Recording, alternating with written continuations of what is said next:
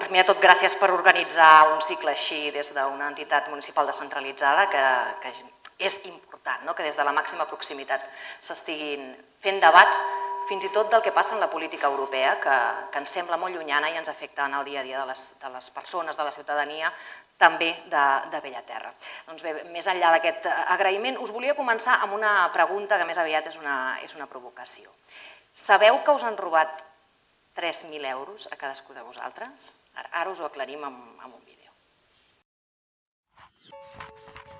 Saps que t'han pres 3.000 euros? A tu i a cadascú de nosaltres fins a sumar 130.000 milions d'euros, tant com una vuitena part de la riquesa que generem cada any a l'Estat. Tota la despesa anual en pensions, el cost de construir i equipar més de 500 hospitals, o 4 cops la despesa en subsidi d'atur. Ja ens entenem, oi? I per què ens els han pres? Per hospitals i metges? No. Per escoles i mestres? No. Per la llei de dependència? No. Ens els han pres per salvar els bancs del forat que ells mateixos van crear amb la bombolla immobiliària. Llavors, la pila de pisos que els bancs havien hipotecat molt per sobre del seu valor real van començar a perdre valor ràpidament, deixant-los un munt de pèrdues. Però els diners ens els han pres els bancs directament? No ben bé. Han tingut un poderós aliat, la Troika. La Troika és un organisme format pel Fons Monetari Internacional, el Banc Central Europeu i la Comissió Europea. Cap dels tres és escollit per la ciutadania, però decideixen sobre les nostres vides i les posen al servei dels grans poders econòmics. Però la Troika no ha estat sola, sinó que té socis a cada país. Aquí, el PSOE primer i el PP després, tots dos amb el suport de Convergència i Unió, retallant serveis públics, retallant prestacions d'atur, retallant salaris amb la reforma laboral i retallant pensions. Els titelles, la Troika i els bancs diuen que no hi ha alternativa. Però sabem que no és cert, que és una estafa i que sí hi ha alternativa. Europa ha tingut històricament dos pilars, democràcia i benestar, i els podem tornar a recuperar. És per això que proposem 1. Desmantellar la Troika i combatre la dictadura dels mercats. 2. Auditar, reestructurar i renegociar el deute il·legítim que ens ofega. 3. Treballar perquè el Banc Central Europeu prioritzi la lluita contra l'atur. 4. Impulsar un Green New Deal europeu per fer una transició ecològica de l'economia. I 5. Lluitar contra el frau i els paradisos fiscals, impulsant una unió fiscal amb impostos justos per a tota la Unió Europea. No donis suport als socis de la Troika, juntes i junts per una Europa de la llibertat, la igualtat i la fraternitat. Doncs bé, aquest resum gràfic simplificat, si voleu, és el que jo ara us desenvoluparé en 15 minuts, si puc, de què és el que nosaltres entenem que ens juguem en aquestes eleccions europees. De què van aquestes eleccions europees? Van de recuperar aquells dos pilars que sortien en aquest vídeo. El pilar de la democràcia i el pilar del benestar.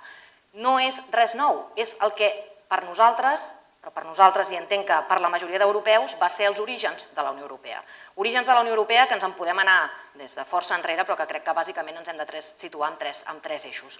La Il·lustració i la Revolució Francesa, que ens van situar drets, que ens van situar la necessitat de rebel·lar-nos també per reclamar aquests drets, la fraternitat, la igualtat, que es feia referència al final d'aquest vídeo, venen des d'aleshores, la llibertat, un element important des de la Revolució Francesa, que ens fa que estiguem després, molts anys després, intentant construir la Unió Europea. El moviment obrer, que va ser el que va lluitar perquè hi hagués un estat del benestar a Europa i perquè hi hagués un estat social a Europa. I demà ho estarem reivindicant de nou al carrer com a 1 de maig en manifestacions.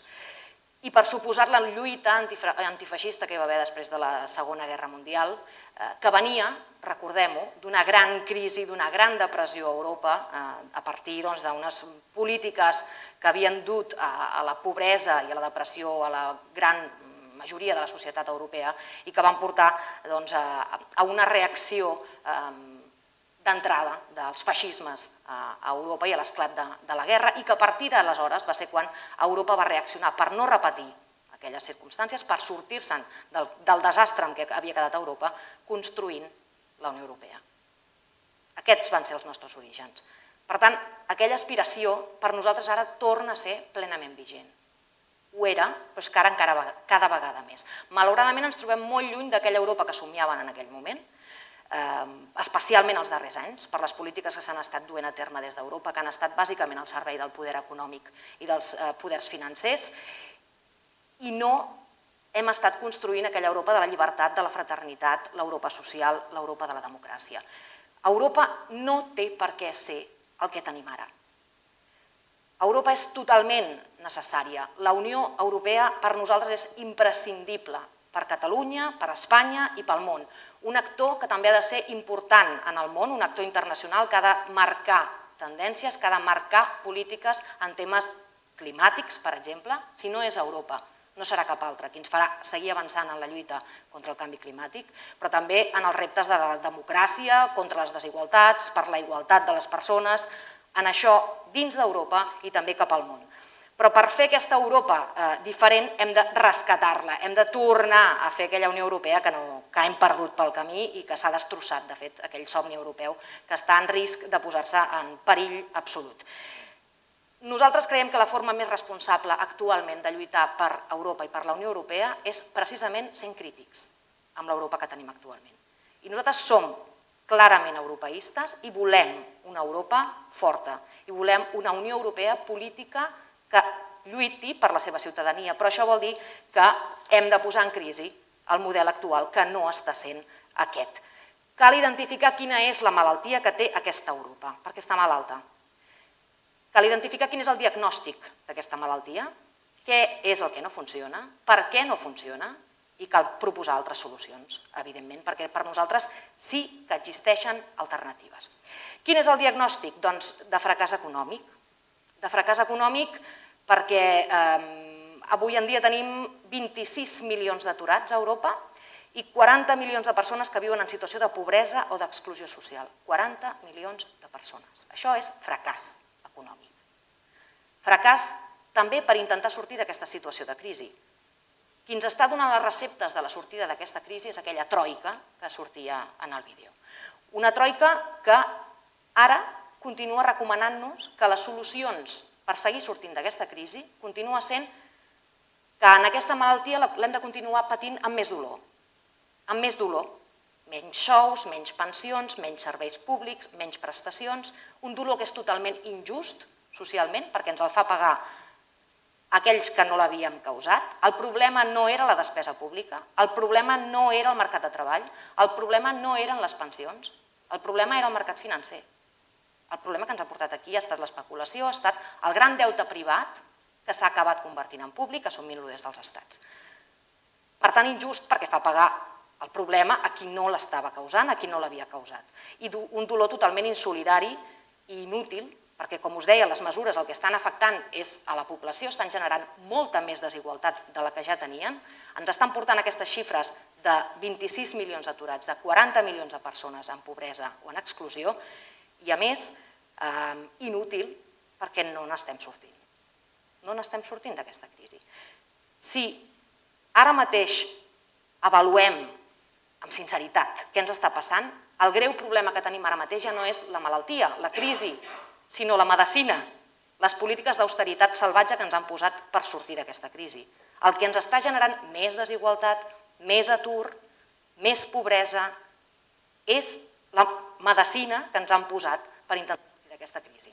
Per tant, no anem bé. Fracàs econòmic. Fracàs polític i democràtic, també, en aquest diagnòstic. La crisi democràtica de la Unió Europea és igual d'evident que la crisi econòmica que estem patint. Aquells als quals hem votat, o aquelles a les quals hem votat, no són els que estan decidint les polítiques de la Unió Europea. Els que estan decidint les polítiques de la Unió Europea són aquella troika. És el Banc Central Europeu, el qual no hem elegit, és la Comissió Europea, la qual no hem elegit directament, i és el Fons Monetari Internacional, que ni tan sols no hi ha clar la relació que hem de tenir com a Unió Europea. Per tant, no és el Parlament Europeu, que és el qual elegíem fins ara en les eleccions europees directament. La troika està imposant, a més, les mesures sense consultar-ho amb la ciutadania, sense tenir en compte què pensa la ciutadania, ni tan sols sense tenir en compte què pensen els estats membres de la Unió Europea, realment, i els parlaments d'aquests estats membres. Ara, també és cert que hi ha hagut, en general, la majoria de governs d'Europa, una obediència més o menys allò feliç a aquestes polítiques marcades per la troika. Aquí les hem patit clarament, obediència des del senyor Zapatero, que la va començar, continuant pel senyor Rajoy i sempre en tot moment també pel govern d'Artur Mas.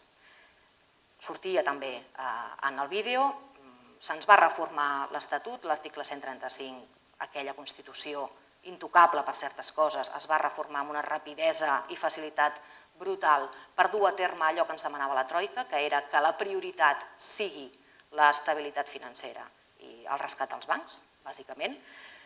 S'ha fet la reforma laboral perquè ens ho ha manat la Troika, s'ha fet la reforma de les pensions perquè ens ho ha manat la Troika i s'han fet retallades en molts serveis públics perquè ens ho ha manat la Troika, però perquè ho han obeït, en molts casos amb alegria, els nostres governs. I no cal anar gaire enrere per recordar com el senyor Artur Mas es vantava de ser un gran alumne avantatjat de les polítiques d'austeritat que marcaven des d'Europa. És difícil rebel·lar-se davant d'aquestes polítiques que ens marquen des d'Europa? Sí, clar que és difícil. Però que sigui difícil no vol dir que no s'hagi de fer. Que sigui difícil no vol dir que no s'hagi d'estar governant per al que requereix la teva població, que és la que està patint atur, que és la que està patint pobresa, que és la que està patint exclusió i aquestes retallades dels serveis públics i de totes les prestacions. Se'ns ha imposat també el discurs, per part d'aquests governs obedients amb menys o més alegria, que no hi ha alternativa, que no hi havia més remei que obeir aquestes polítiques. Això té unes conseqüències nefastes, no només aquestes conseqüències socials, econòmiques que està tenint obeir aquestes polítiques d'austeritat salvatge, sinó que a més té unes conseqüències nefastes per la democràcia i per la política. Dir que no hi ha alternativa és fer desaparèixer la democràcia. Si no hi ha alternativa i per tant acceptem que les polítiques ens les marca qui no ha estat elegit, els mercats financers, els grans poders econòmics, i que el parlamentarisme i que els elegits com a representants de la ciutadania no poden fer res contra això, quin sentit té la política i la democràcia? Qui ens diu que no hi ha alternativa ens mata la democràcia. S'entén, evidentment, la desafecció de la ciutadania davant de les institucions i davant de les institucions europees i davant de la política europea, clarament. S'entén amb molta facilitat quan estem dient que no podem fer-hi res, que això ens ve marcat i que això és així i que des d'aquí no podem canviar cap cosa respecte del que ens marquen les polítiques econòmiques que ens marquen el dia a dia de la nostra vida. S'entén que estigui creixent l'extrema dreta. Quan surt per la porta la democràcia i els drets socials, entra per la finestra l'extrema dreta i el populisme. I això ha estat així en la nostra història, no cal anar massa enrere, abans hi feia referència, això és el que ens va passar a mitjans del segle passat. I així està creixent l'extrema dreta a Europa. I aquest és un gran risc que tenim ara mateix al damunt de la taula de la Unió Europea i de l'europeisme. Per cert, no només l'extrema dreta, també la dreta que fa el mateix discurs que l'extrema dreta, amb el mateix discurs xenòfob, masclista o econòmic, fins i tot. N'hi ha molta de dreta a Europa que fa el mateix discurs que l'extrema dreta. I aquí a Espanya també la tenim. Quan ens retallen, ens volen retallar els drets a les dones sobre el nostre propi cos amb la llei de l'avortament o quan ens volen fer difícil manifestar-nos per reclamar els nostres drets en el carrer. Per posar dos exemples. Això són polítiques d'extrema dreta. També és un fracàs per la política i per la democràcia i per l'Europa dels pobles haver eliminat la idea de solidaritat entre els pobles d'Europa i haver-nos instal·lat a les nostres ments que el nostre enemic són els treballadors i treballadores d'Alemanya, quan els nostres enemics comuns de la gent que treballa a Alemanya i de la gent que treballa aquí són els mercats financers, són els grans poders econòmics que el que ens han fet és matxacar-nos els treballadors i treballadores d'aquí i els treballadors i treballadores d'Alemanya. I que el que cal és un front popular de lluita ampli de tota l'esquerra alternativa, de tota l'ecologia, de tota Europa. Diagnòstic per part nostra fet, que evidentment segur que en preguntes després podem ampliar. Nosaltres tenim clar que hi ha aquest problema greu en el propi disseny de la Unió Europea i en la seva configuració i sobretot en l'execució de les seves polítiques els darrers anys, però que hi ha alternatives i que això es pot fer. Ara, ens cal canviar moltes coses i també en el cas d'Europa plantegem que el que cal és un procés constituent europeu.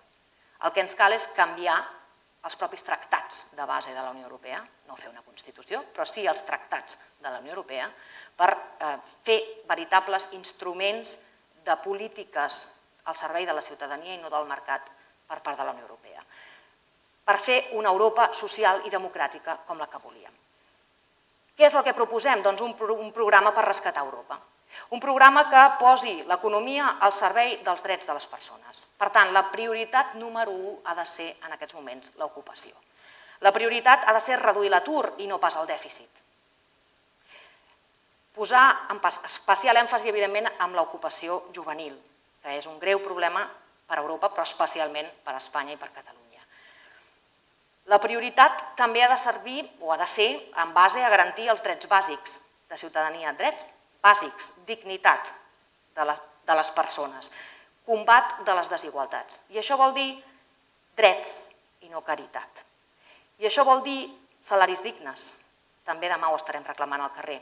I això vol dir tenir assegurades les necessitats bàsiques, com són l'accés universal a la salut a tota Europa, com és un mínim a tota Europa homogeneïtzat o harmonitzat, com a mínim, d'inversió en salut i en educació. Això vol dir una renda garantida de ciutadania, perquè no hi hagi cap persona que no tingui els mínims garantits. Això vol dir una creació d'un fons de solidaritat social immediat, i això vol dir la revisió de tots els plans de rescat, eliminant les retallades, les exigències que es facin retallades socials als estats membres de la Unió Europea. Ocupació, garanties dels drets, canvi de model productiu. Nosaltres en diem Green New Deal, no ens ho hem inventat nosaltres, ni som els únics d'aquest deute, fer compra del deute per part del Banc Central Europeu dels països que ho necessitin i fer una unió bancària.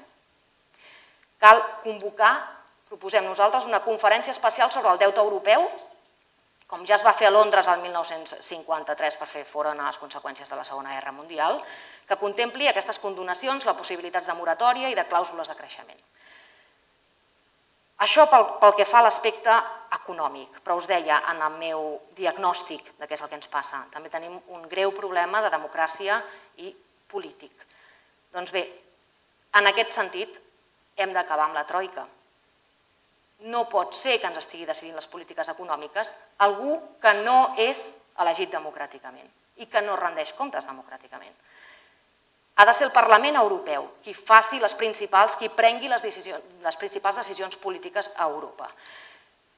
Derogar, per tant, els tractats que prioritzen la famosa regla d'or de limitar el dèficit i elaborar nous tractats per a una Europa social, federal i democràtica amb participació ciutadana, evidentment, i amb un referèndum a escala europea per aprovar aquests tractats. La Comissió Europea ha de rendir comptes al Parlament Europeu i no ser hostatge dels estats membres. Recuperem el parlamentarisme dels estats membres, el parlamentarisme també europeu.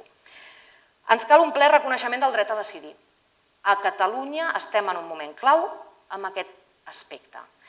I per nosaltres la consulta és irrenunciable.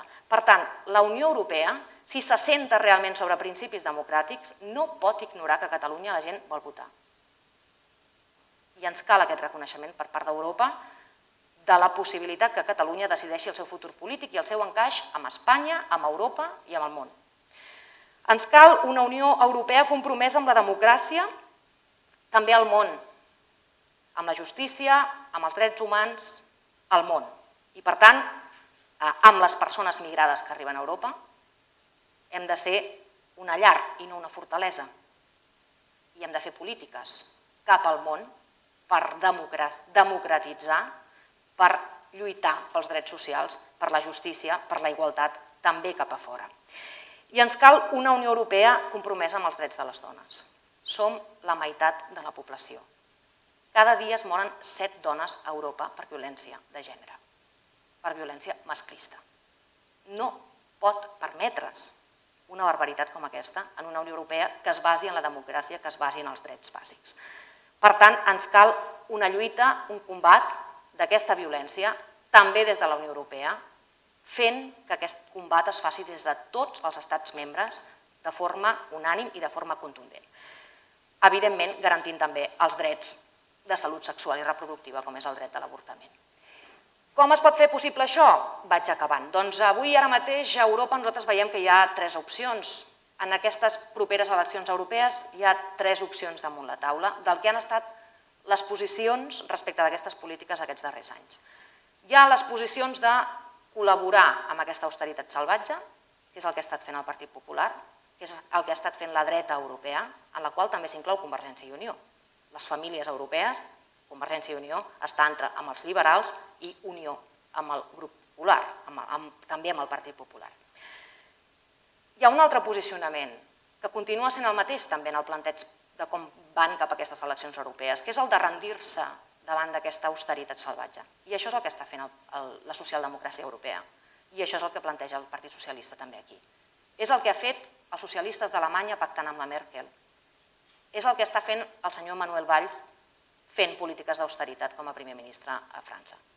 És el que ens plantegen els socialistes també aquí. Rendir-se davant d'aquesta austeritat, no plantar batalla, no rebel·lar-se. O hi ha l'opció de rebel·lar-se. I aquesta és la que plantegem nosaltres, l'Esquerra Verda Alternativa. Per nosaltres, aquesta rebel·lia és ara que s'ha de jugar fort també a Europa. La rebel·lia ja hi és al carrer, cada dia la tenim la rebel·lia als nostres carrers. La gent es manifesta per l'horari d'urgències del seu cap, la gent de la plataforma d'afectats per la hipoteca lluita pel dret a l'habitatge dels seus conciutadans, la gent de l'ensenyament està manifestant-se constantment per un ensenyament de qualitat i públic. La rebel·lia hi és cada dia quan hi ha cooperatives com Som Energia que ens plantegen alternatives elèctriques o quan existeixen banca ètica que ens demostren que es poden fer les coses d'una altra forma també en les finances. La rebel·lia hi és, la rebel·lia l'hem de traslladar també a les institucions i ara el camp de batalla és a Europa. No és fàcil, però és imprescindible que a Europa també sigui aquesta oportunitat del camp de batalla d'un planteig d'una alternativa. També és una oportunitat per teixir una gran coalició, una gran alternativa, un gran front contra l'austericidi a Europa. Un gran front que, evidentment, ha d'ajuntar diverses famílies polítiques europees i que és el nostre objectiu i que som, creiem humilment, des del nostre espai, l'exemple de que es pot fer. Iniciativa i Esquerra Unida som 2 partits que estem en el grup verd i en el grup d'esquerres a Europa, però que no ens comporta cap conflicte ni cap problema perquè tenim els mateixos objectius i tenim els mateixos plantejos i tenim el mateix programa. I fem coalició aquí i ens hem unit amb Izquierda Unida a nivell estatal i, a més, en aquestes eleccions també anem a Manova, un partit, per cert, independentista gallec del senyor José Manuel Beiras. És possible aquest tipus de suma de l'esquerra verda alternativa. A Espanya i a Catalunya ho estem fent. En el Congrés dels Diputats, en el Parlament de Catalunya, ho fem des dels ajuntaments, volem que també es faci des del Parlament Europeu i per això també lluitarem. En definitiva, en aquestes eleccions o aquestes eleccions no van de res diferent del que parlem cada dia. No van de res diferent del que patim cada dia, del que vivim cada dia, del que veiem cada dia. Van d'atur i d'ocupació. Van de retallades o redistribució de la riquesa. Van de privatització o de serveis públics. Van de creixement o de prosperitat. O simplificat, si voleu, com ho diem nosaltres en el lema en què estem explicant de què estem parlant en aquestes eleccions europees. Van de democràcia o troika. Només canvia l'àmbit de les decisions. És aquest dia a dia nostre del que van aquestes eleccions, simplement que ara en parlem en l'àmbit Europa, perquè és a la batalla d'Europa on també ens hem de guanyar aquests drets del nostre dia a dia, del treball, dels drets socials, dels serveis públics, de la prosperitat, de la democràcia. Democràcia o troika, simplificat, si voleu, però crec que una imatge prou clara i nítida del que estem explicant, que per nosaltres són aquestes eleccions el que ens estem jugant la ciutadania en aquestes eleccions europees del 25 de maig.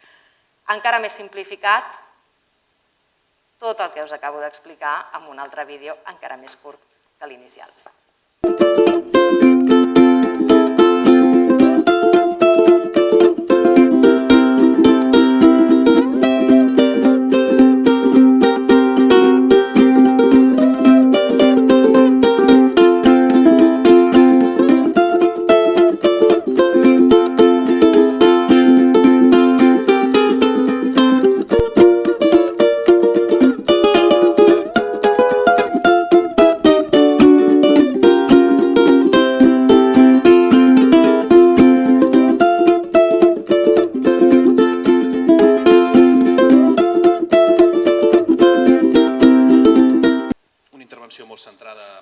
aquesta dicotomia entre democràcia o troica com a dos pols antagònics i que per tant cal solucionar. El candidat d'iniciativa, Ernest Urtasun, parlava d'aquest càstig a les polítiques d'austeritat, però com es pot acabar fent aquest càstig o com es pot traduir aquesta situació si, per exemple, parlaves que aquesta rebel·lia es veia als carrers, però en canvi, amb les enquestes, avui n'hem conegut les últimes del Centre d'Estudis d'Opinió, aquesta rebel·lia no s'acaba de traslladar a les urnes.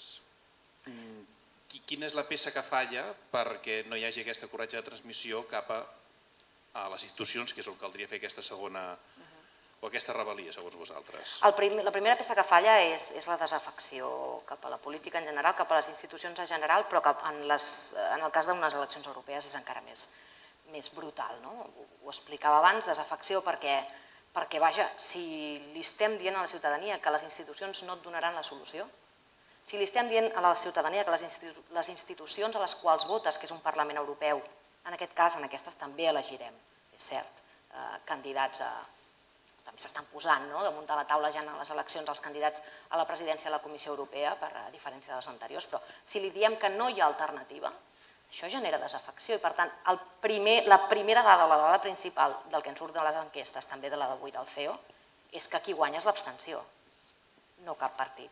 Qui guanya és l'abstenció.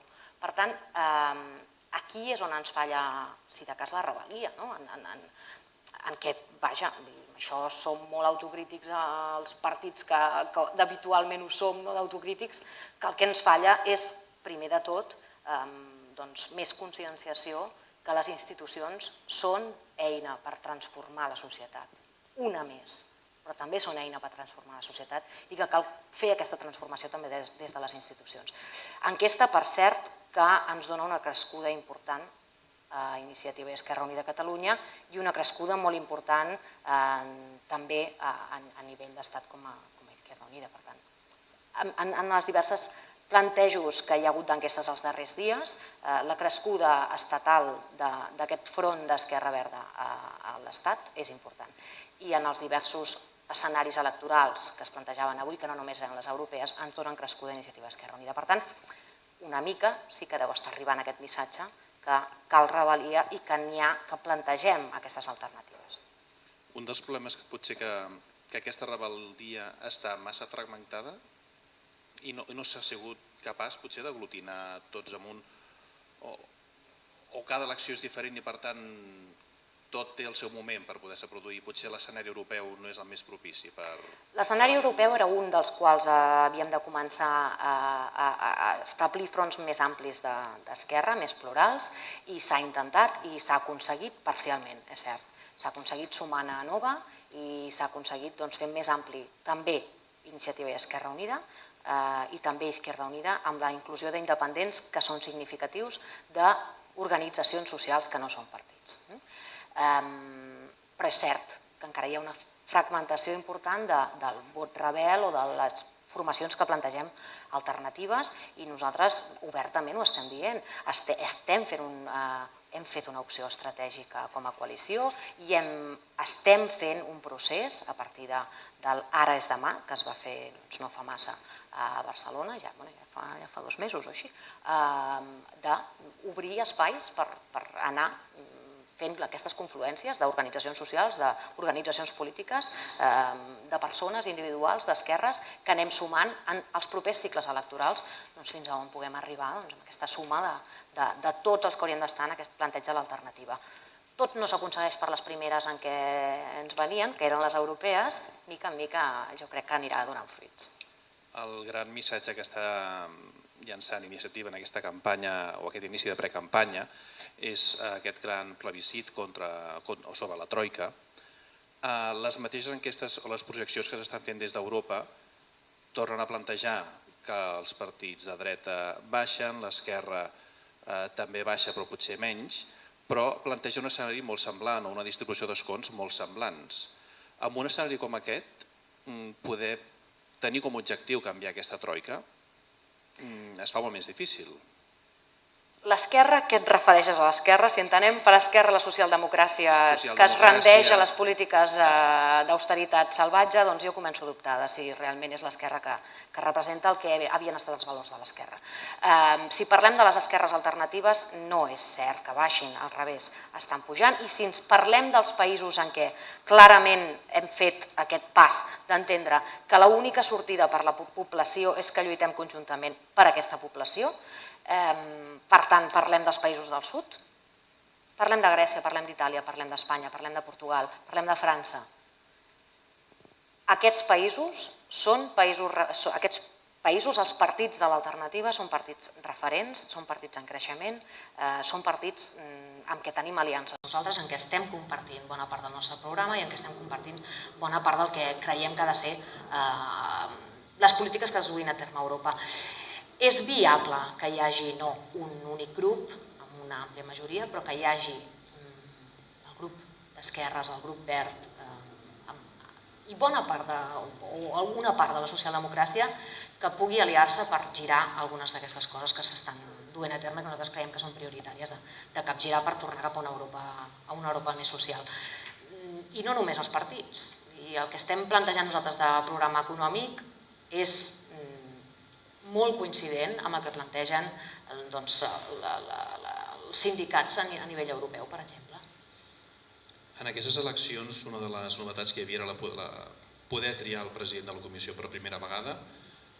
Entenc que és un primer pas important però insuficient també per acabar de democratitzar les institucions europees. Sí, important però no suficient. Igual com és important la iniciativa legislativa europea, que també ja s'ha posat en marxa, però no és suficient. Cal més transparència, cal control dels lobbies, cal que el Parlament sigui l'element principal de les decisions polítiques, el Parlament Europeu, cal que la Comissió Europea sigui un executiu i a qui rendeixi compte sigui el Parlament, cal recuperar l'essència del parlamentarisme, aplicar-ho a Europa, també a la Unió Europea, cosa que no ha estat i que encara no s'està fent.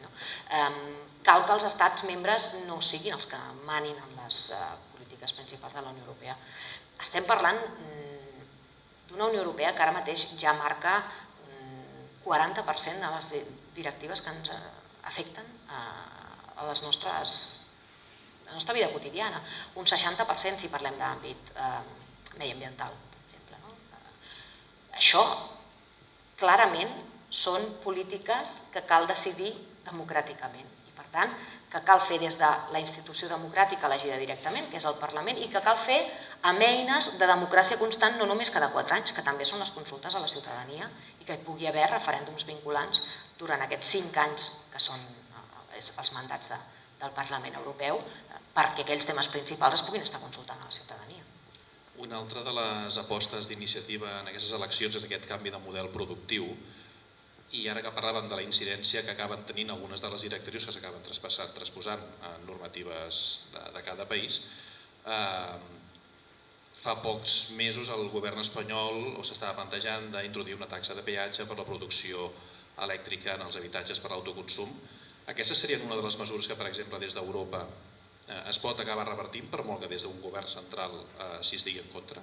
Si apostem per un Green New Deal o per un canvi en la producció i en el propi sistema econòmic d'Europa i apostem perquè precisament l'àmbit energètic s'ha de regular de certa forma que permeti no només que sigui un sector econòmic de generació d'ocupació, sinó que a més ens permeti fer-ho d'una forma sostenible i per tant s'aposti per les energies renovables, no hauria de ser possible que un estat membre faci polítiques totalment contràries a aquests objectius essencials. Això no vol dir que ens carreguem absolutament els papers dels estats membres, ni molt menys. El que passa és que si estem delegant, si parlem, a Catalunya estem parlant molt de sobirania darrerament, parlem-ne completament, parlem de les sobiranies que ja hem delegat, no és una cosa nova, ja les hem delegat a la Unió Europea. Ja està decidint la Unió Europea moltes coses sobre el nostre dia a dia. Si parlem d'aquestes sobiranies que la Unió Europea està delegant sense el nostre permís en els mercats, en ens que no són democràtics i que ningú ha elegit i que no li rendeixen comptes a ningú, el que nosaltres plantegem és tan essencial com recuperem les nostres sobiranies com a ciutadania. Volem que Europa gestioni coses, però volem que les gestioni democràticament sense que estiguem cedint la sobirania doblement i l'acabem cedint a algú que no democràticament decideix les coses i no ens rendirà comptes i les decideix, de fet, contra els nostres interessos. Una última pregunta i obrim el torn ja per preguntes des del públic. Un altre dels punts importants d'iniciativa en aquesta campanya és el reconeixement al dret a decidir, que has comentat que seria irrenunciable. Fins quin punt la legislatura que començarà just abans de l'estiu fins al 9 de novembre, quin paper pot jugar Europa perquè la consulta sobre l'autodeterminació o sobre la consulta sobre si independència sí o no es pugui celebrar aquí a Catalunya? Doncs, de fet, com us deia abans, si realment és una Europa basada en els drets democràtics, no pot negar l'evidència i la voluntat d'un poble de votar. Jo crec que aquí s'ha de ser clar i contundent. Es tracta, en aquestes eleccions, de compromisos concrets. Amb el discurs del nostre portaveu, del president coordinador d'iniciativa, el Joan Herrera, sinó també amb el posicionament d'Izquierda Unida, que el va fer Joan Coscubiela i que va quedar clar que és el grup del Congrés que aposta i que respecta i que ens permetria el dret a decidir de Catalunya, sinó que a més hem fet els deures també cap a Europa i hem fet que els nostres candidats per la Comissió Europea i per tant els nostres caps de llista dels dos grups polítics en els quals ens incloem la gent d'Iniciativa d'Esquerra Unida es comprometin amb el dret a decidir de Catalunya.